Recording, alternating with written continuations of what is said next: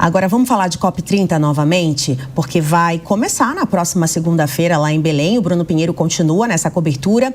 E sobre as expectativas das resoluções da conferência, a gente conversa agora com o presidente do Instituto Brasileiro de Preservação Ambiental, Carlos Bocui. Carlos, muito obrigada. Bem-vindo ao Jornal da Manhã. Eu que agradeço. Bom dia, Márcia. Bom dia, Deide. Bom dia. Carlos, as últimas COPs tiveram muitas críticas em relação à falta efetivamente de medidas concretas. Por isso, essa COP está sendo chamada de COP da implementação, né? O governo brasileiro trouxe não só esse fundo de investimentos, o TFFF, mas uma série de medidas e de propostas que quer colocar em prática. Como é que o senhor vê se realmente isso será possível, tendo em vista que alguns países que são os maiores ali produtores de gases de efeito estufa estão fora, por exemplo, dessa conferência? Na verdade, essa questão de COP de implementação é pela necessidade que nós temos, a necessidade pela urgência climática, pelos eventos que já estão ocorrendo e pela perspectiva de aquecimento que está sendo colocada pela área científica, é que é tão importante que a gente tenha medidas concretas.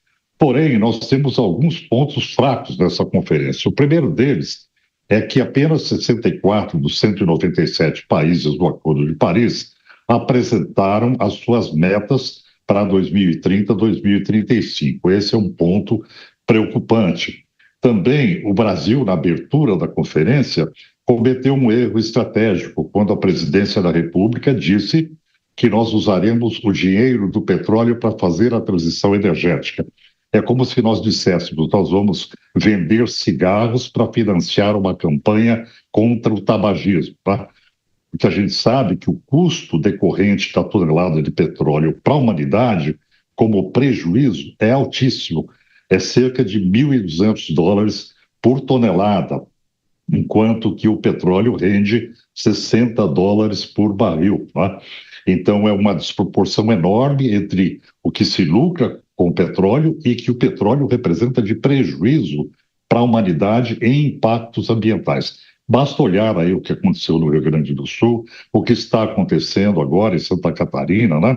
E outras situações do mundo que demonstram o impacto decorrente das mudanças climáticas, que é decorrente da queima de combustíveis fósseis. Sem dúvida alguma, né? O Paraná também sofrendo. Agora, em relação também aos chefes de Estado presentes ali e ameaça até do Comando Vermelho em relação ao sistema de energia. Isso também pode ferir a credibilidade do governo brasileiro para que possa atrair dinheiro, que é o grande também benefício, vamos dizer assim, da COP30, para que realmente haja essa preservação em relação à região amazônica? Eu acho que aí nós temos uma grande questão que é a formação de um fundo para dar sustentação para os países em desenvolvimento, para que eles façam a sua transição energética, e também recursos para proteger os países mais pobres dos efeitos das mudanças climáticas. Esse é o tom e a proposta das outras conferências que deveria estar sendo discutida na COP30.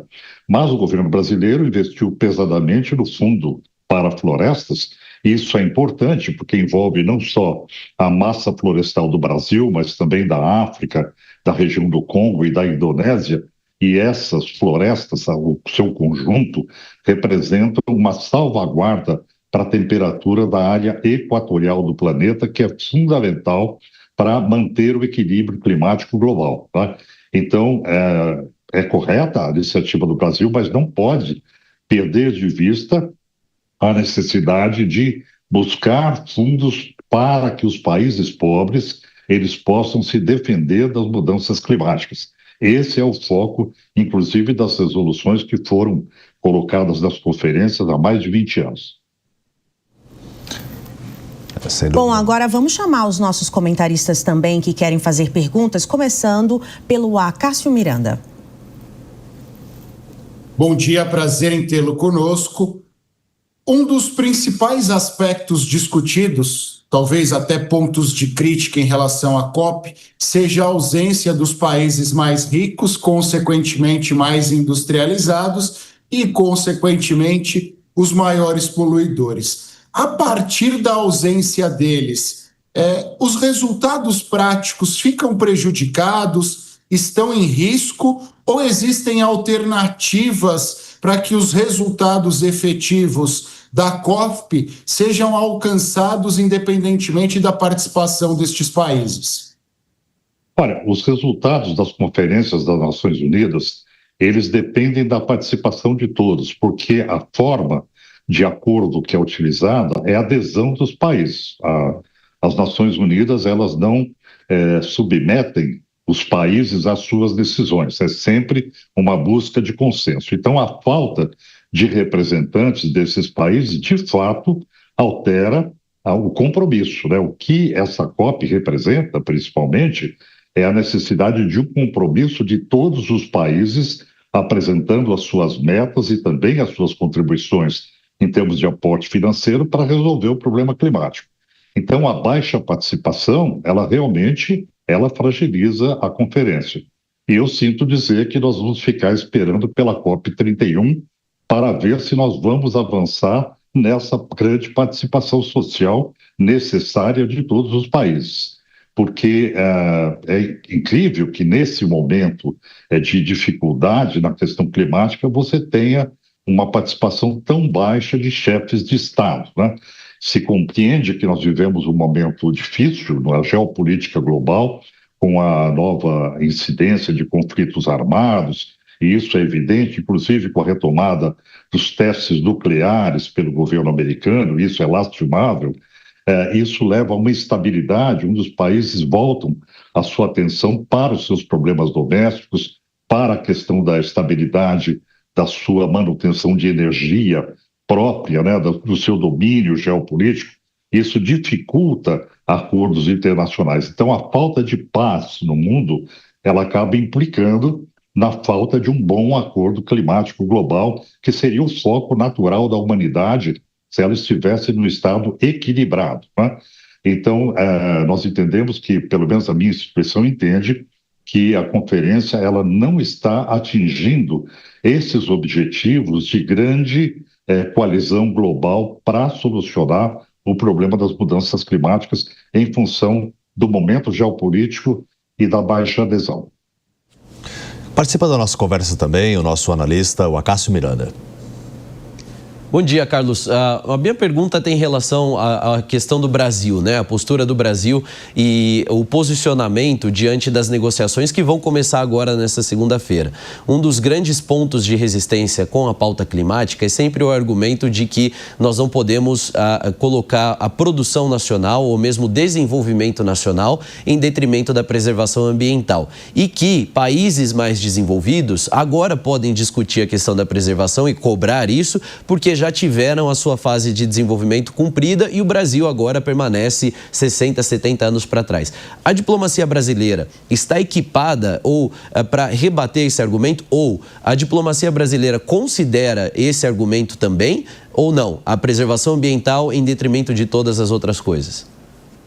Olha, é preciso entender que o Brasil ele é o 7º maior extrator de petróleo no mundo. O Brasil ele não é inocente nesse processo, né?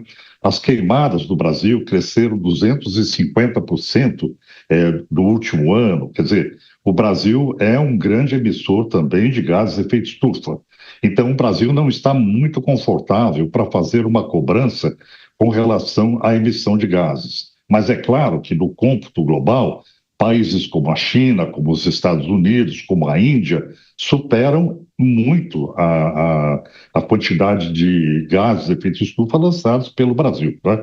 Mas, de qualquer forma, o Brasil não tem uma posição muito confortável. Ele tem que se colocar numa posição de quem vai fazer a lição de casa, diminuindo as suas emissões de gases de efeito estufa.